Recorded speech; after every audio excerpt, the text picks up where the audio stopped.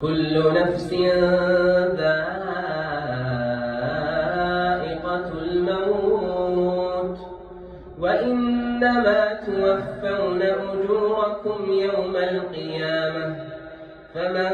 زحزح عن النار وأدخل الجنة فقد فاز وما الحياة الدنيا إلا متاع الغرور لتبلون في أموالكم وأنفسكم ولتسمعن من الذين أوتوا الكتاب من قبلكم ومن الذين أشركوا أذى